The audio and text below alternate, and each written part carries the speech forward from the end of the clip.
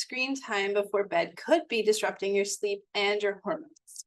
With hormonal fluctuations already happening as you approach perimenopause and throughout this 10 to 12-year phase of your life, your sensitivity to hormone disruptors like blue light increases, which could and does very often impact sleep quality and length. So, some sources of blue light in your house are your phone, your iPad, your laptop, your computer, the TV, and even LED lights if you have them throughout your house. Exposure to blue light in the evening delays the release of melatonin, which is a hormone that regulates sleep, right? This is important to know for perimenopausal women because sleep disruptions already are common in our perimenopause years due to lowered levels of progesterone and estrogen imbalances. Blue light then worsens the natural decline of melatonin production, making it harder to fall asleep and then stay asleep. Melatonin's role in our bodies is to regulate our sleep and wake cycles along with cortisol. It works in opposition to cortisol. Melatonin helps manage your stress response and immune function, which are really both very critical during perimenopause because both can get thrown off by those hormonal issues. When you do get exposure to blue light after sunset, this suppresses melatonin production. It tells your brain not to make it for you, which of course is going to make it harder and harder to wind down.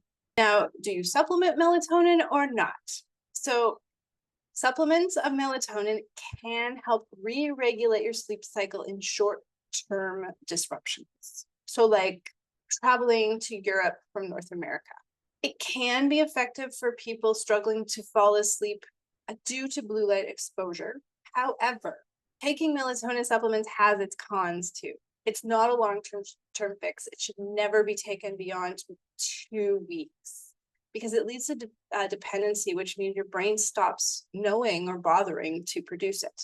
If you take too much, which is really over 5 milligrams, this can cause grogginess, headaches, and suppress your body's own melatonin production overall as well. So if you were to take melatonin, its suggested dose is 0.5 to 3 milligrams, taken 30 to 60 minutes before bed for up to 2 weeks. Even that is a little long. As I mentioned, just overusing this artificial source of melatonin desensitizes natural melatonin release, desensitizes the receptors, and worsens sleep over time. Instead of relying on melatonin, if you do want to access your electronics at night, like I do, I spent 2 hours binge watching Sex and the City last night, right before bed, actually in bed as well, from my iPad. But if you do want to, some blue light blocking strategies are blue light blocking glasses. So just wear those in the 2 to 3 hours before bed whenever you're exposed to LED and blue light sources. If you can switch some of your devices to a night mode, which switches to a warmer tone on your phone or laptop. So I do have that set up on my laptop for reading. Limit your screen time if you can.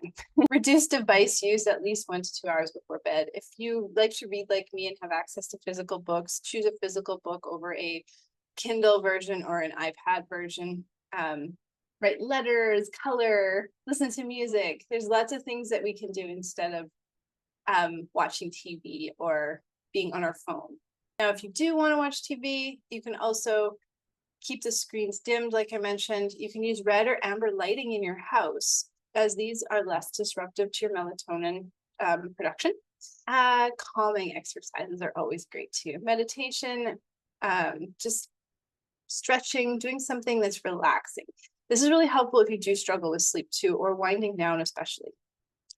Women in perimenopause need to protect their sleep and hormones from blue light by adjusting nighttime habits, especially if you struggle with sleep issues. Start minimizing your blue light exposure right now, tonight, and experiment with some of these strategies to see if you notice any improvements in sleep and hormone balance, because limiting screen time in the evening will support healthy hormone levels overall, not just with sleep.